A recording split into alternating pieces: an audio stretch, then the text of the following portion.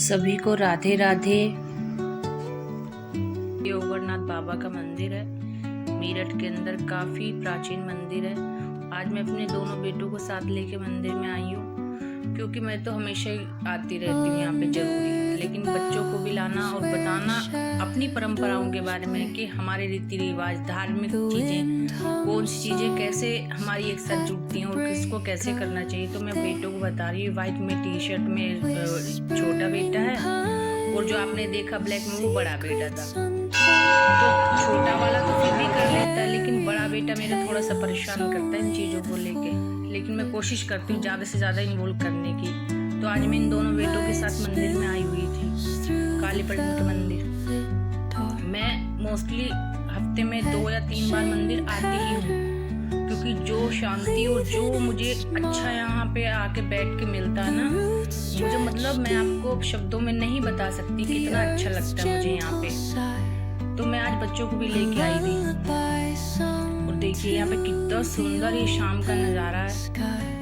आरती के समय हम लोग आए थे, बाबा की आरती चल रही थी उधर, तो मैंने कहा चलो बेटा थोड़ा सा दर्शन ठाकुर जी के भी करके आते हैं।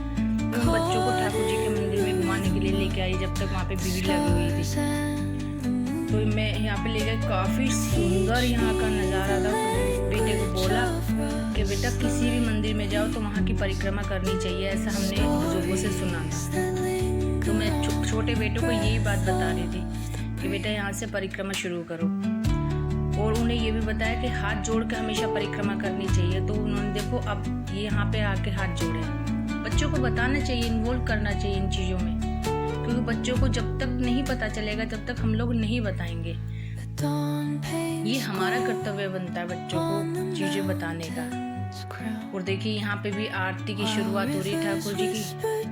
बड़ा ही भव्य यहाँ पे ठाकुर जी का स्वागत, या कह लीजिए आरती होती है, मन को मोहने वाली। मैं तो कहूँ तो मेरा तो पूरा दिन ही बीत सकता अगर मैं यहाँ पे बैठूँ। बाकी इतना टाइम तो नहीं होता, ठाकुर जी जितना भी हमसे हो पड़ता है। मैं आती हूँ यहाँ पे बैठती हूँ 10-5 मिनट, मन को बहुत सुकून और बहुत शांति मिलती है। कुछ लोग हैं जो मुझे जानते हैं मोस्टली, कि कुछ लोग माला वाले, प्रसाद वाले भैया, ये पुजारी जी भी। मैं यहाँ आती रहती हूँ अपने ठाकुर जी से मिलने के लिए। ये प्रसादी माला ये मिली थी, तो ये रखी हमने उठा के, और फिर यहाँ की भव्यता थोड़ी सी देर के लिए शांति से देखती रही मैं।